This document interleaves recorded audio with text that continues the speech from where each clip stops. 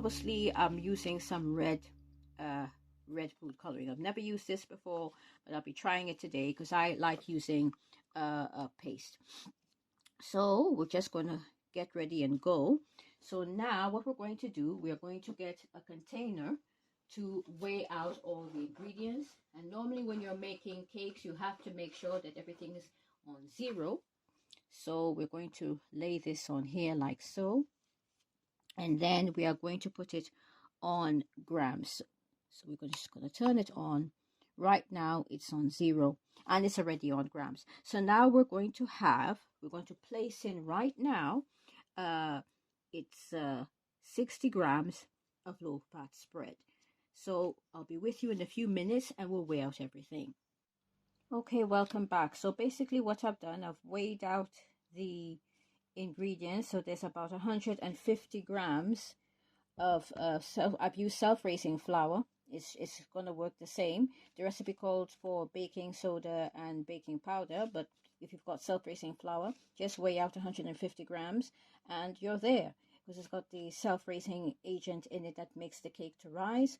Then I've put 120 milliliters of buttermilk, and as you can see with the buttermilk, I told you already what buttermilk is. Buttermilk is just milk, semi-skimmed milk or normal milk. Normally, if it's with low fat, low calorie, I normally use semi-skimmed, because obviously with full fat milk it will be a bit higher.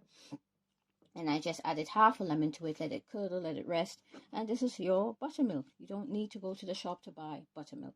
So basically what's going to happen now is that we've already incorporated the eggs and the butter mixture and sugar mixture in here.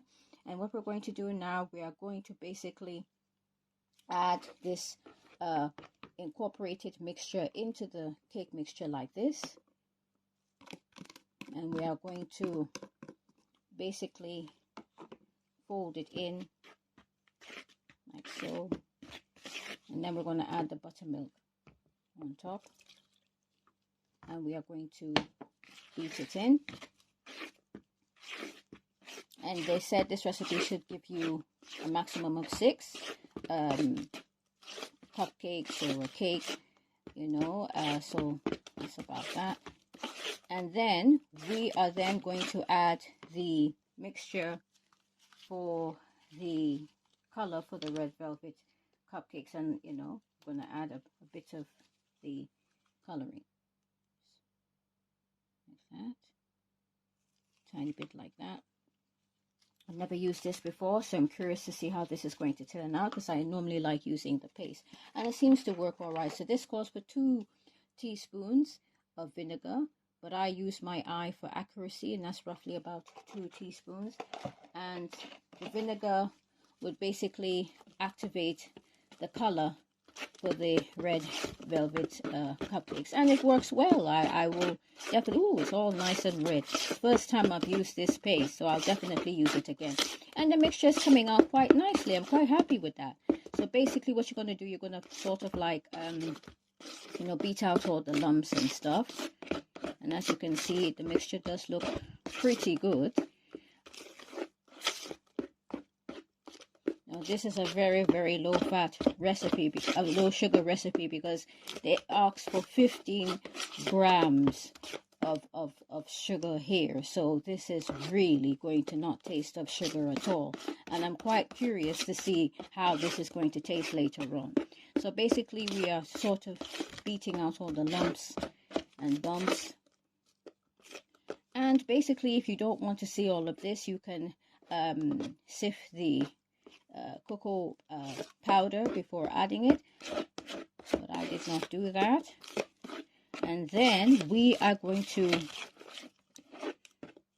I'll just show you what I use. I can't remember where I bought this, but I think I bought this, I'm quite sure I bought this in a shop that basically sells cake decorating supplies.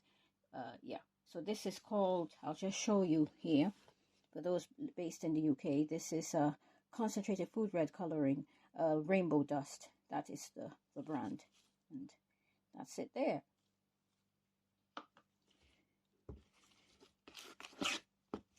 Now, if I didn't mention to you at all, as I said, I have my own cake brand called Indulgent Cakes. And basically for that, I provide cakes that are low in fat, low in sugar. I'm currently selling online. You can go on my link, in the description box to see my cake range. If you click on that, you'll go straight to my website and you'll see what I have to offer on there. I'm currently selling on an online platform as well, and that's how I'm promoting my cake range at the minute. So it's all incorporated in. So what I'm going to do now is we're going to put them into cupcake cases, and they're saying 6, but I'm thinking it might be more than that. So I'm going to just get that ready, and we'll be back in a few minutes. Okay, so welcome back. So now what we're going to do, we're going to pour the mixture into the cupcake cases. So here we go. Now I added a bit of vanilla essence. The recipe doesn't call for that, but you can. You don't want to overfill them too much, just enough so that you get a full cupcake. And then we go again. Oops, a bit dripped there, tiny bit. And also what I'm going to do is as well, whatever's left, I will use it for crumbing on top of the cupcakes. And obviously you've seen with red velvet, traditionally they add a bit of crumbs on top for presentation. So that's what I'm going to do with the leftover cupcake mix. Just go like that. Yield 6. It's more than 6 from what I'm seeing here. That's why I'm saying sometimes the recipes they say will yield. It depends on the size of your cupcake cases, I think, as well. And I'm just going to pour these in like so. And there's just enough in here, I think, for 2 other cupcakes. So basically what I'm going to do now, I am going to finish these off, pour some more mixture in there, just a tiny bit more mixture, and then they're going to bake in the oven. And I'll show you, tell you the temperature afterwards.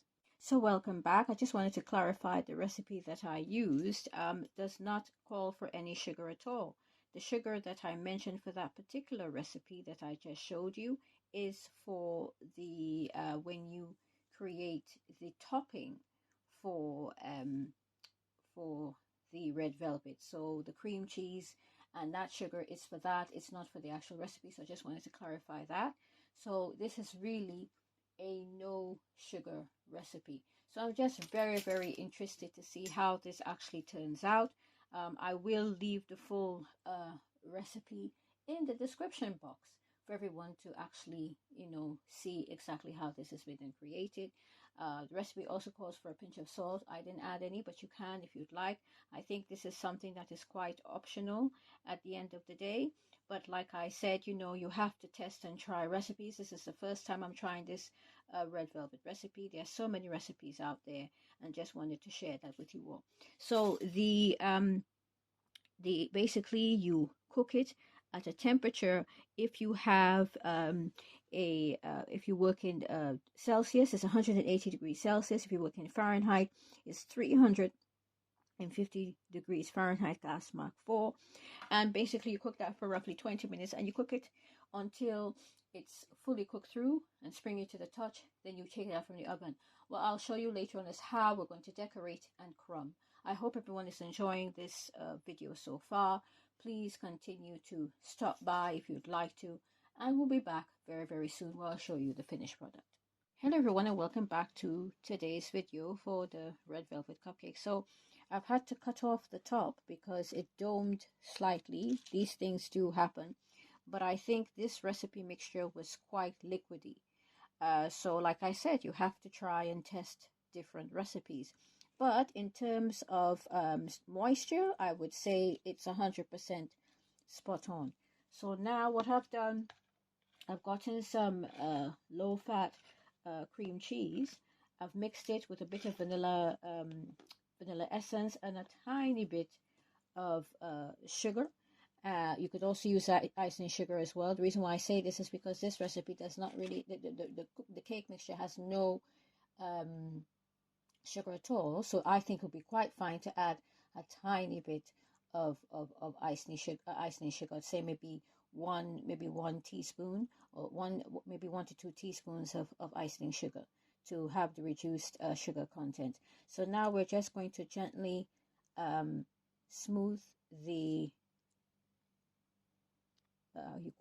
the icing on there, the cream cheese on there, and it's just basically just a tiny bit, depending on how much you want on there, because in America normally what they do, they normally get blocked cream cheese for a consistency of how shall I put it, in terms of thickness as well. I mean, this is a store-bought cream cheese. We're just going to lightly put it on top, just a tiny bit anyway. I don't think piping would have made much difference for this, to be honest.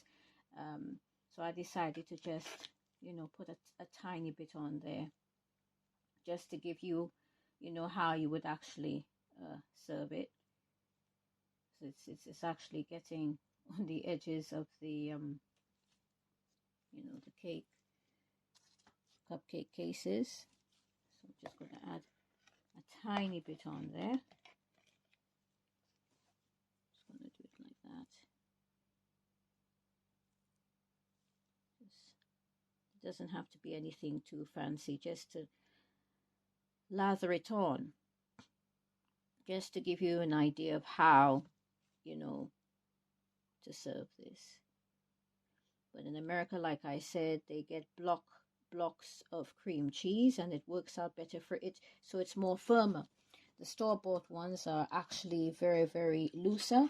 The one I've used, from how I'm seeing it, because I didn't add a lot of ingredients to it, in terms of consistency, would be just enough for the 6 cupcakes that I just made here. It was like a 200, I think in terms of size, to use for this, I used a 200-gram tub of cream cheese, and that's just enough for the 6 cupcakes that we made here. You can lather it on a lot or a little. I think a little dollop is just good enough.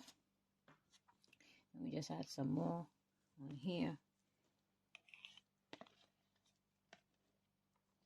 Just a tiny bit more.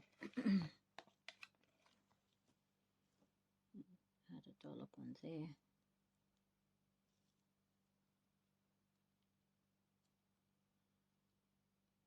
It's not too bad. And in the last one we add a bit more.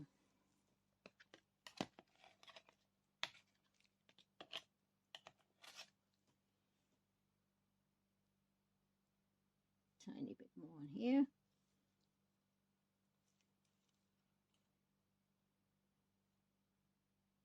And that's just basically it. And as you can see, that's what I've done. And it doesn't have to be too neat, doesn't have to be, exact. So I'm just going to add the rest of it on there, and then we are just going to basically add the remainder of the cream cheese on there, and then we are going to decorate with the crumbs. So I'm just going to add a tiny bit more on there,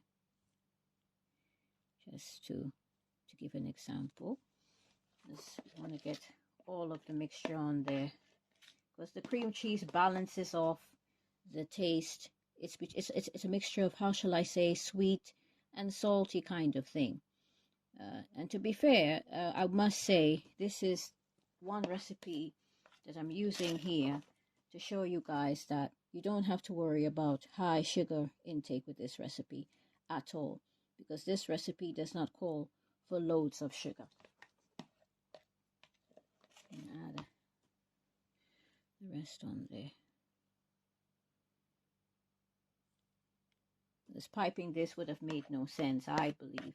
You really need to have, if you want proper stiff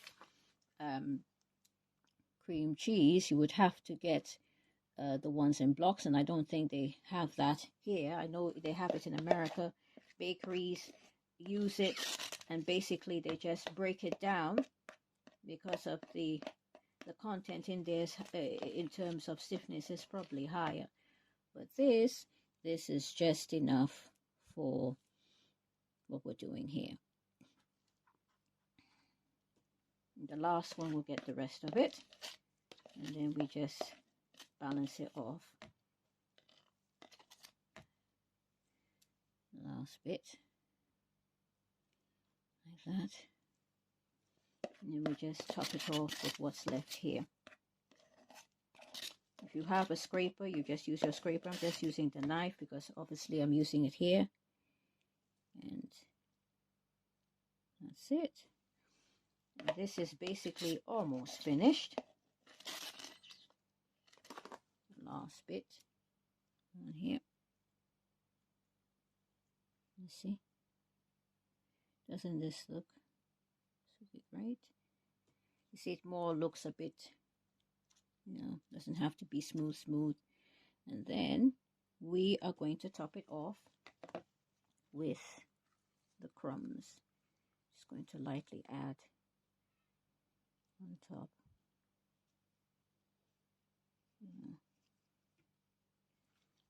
Add the crumbs.